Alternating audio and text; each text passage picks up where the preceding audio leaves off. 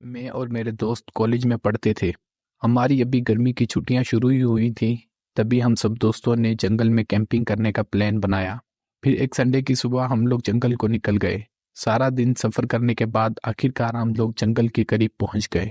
रात बहुत हो चुकी थी और सब लोग थक भी गए थे, इसलिए हमें रात एक होटल में गुजारनी पड़ी। जैसे ही सुबह हुई हम लोग जंगल में चले गए। सारा दिन वहां बहुत मजे किए। जैसे जैसे अंधेरा होने लगा हम सब ने अपने टेंट्स लगा लिए।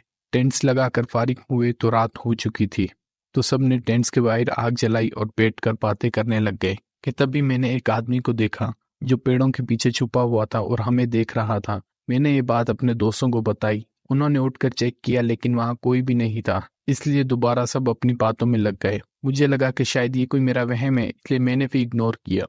फिर सब खाना बनाने में लग गए। खाने के बाद सब लोग सोने के लिए अपने टेंट्स में चले गए। आधी रात को मुझे वॉशरूम आया और मेरी आंख खुल गई। मैं अपने टेंट से बाहर आया और पेड़ों के पीछे वॉशरूम करने चला गया। वहां मैंने उस आदमी को दोबारा देखा। उसे गौर से देखने पर मुझे पता लगा कि वो कोई इंसान नहीं है। उसे देखते ही मेरी पैंट गीली हो गई। मैं जल्दी से अपने टेंट वापस गया और दो दोस्तों को अपने साथ लेकर आया, लेकिन तब तक वो वहां से जा चुका था और वहां कोई भी नहीं था। मैंने अपने दोस्तों को सब कुछ बताया। उन्होंने मेरी बातों पे यकीन नहीं किया और दोबारा सोने चले गए। मैं अभी उधर ही खड़ा था कि मुझे अपने टेंट से किसी के चीखने की आवाज आई। मैं अपने टेंट की तरफ भागा। वहां आकर मैंने देखा कि मेरे सारे दोस्त जमीन पर पड़े हुए थे और चारों तरफ खून फैला हुआ था। मैं बहुत डर गया था और मुझे समझ भी नहीं आ रही थी कि मैं अब क्या करूं। मेरे सामने मेरे दोस्तों की लाशें पड़ी हुई थी। मैं रो रहा था कि मुझे टेंट के बाहर से कुछ आवाजें आई। मैं वहीं एक कॉर्नर में छुप गया और रोने लगा। मेरे सामने लाशें पड़ी हुई थी। मैं अकेला जंगल के बीच में फंस गया था और रात भी बहुत हो चुकी थी। मैं कुछ कर भी नहीं सकता था, इसलिए मैंने सारी रात उसी टेंट के कोने में गुजारी। जैसे ही सुबह का सूरज निकला और थोड़ी रोशनी हुई तो मैंने डरते हुए टेंट से बाहर देखा। वहां कोई भी नहीं था। जहां से हम लोग जंगल आए थे मैं उसी रास्ते पर भागने लगा।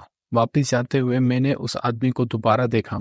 वो बस मुझे देख रहा था लेकिन उसने कुछ कहा नहीं। लगातार 20 से 25 मिनट भागने के बाद मैं हाईवे तक पहुंच गया और वहां आकर मैं बेहोश हो गया। जब मुझे होश आया तो मैं हॉस्पिटल में था। मैंने रात के बारे में सब कुछ डॉक्टर को बताया। उस रात के बाद से मुझे जंगल के नाम से भी डर लगता है, लेकिन मुझे कभी ये समझ नहीं आया कि उस आदमी ने मुझे क्यों नहीं मारा, सिर्फ मेरे दोस्तों को ही क्यों मारा। मैं बच गया, लेकिन आज तक मैं अपने दोस्तों को बहुत मिस करता हूँ।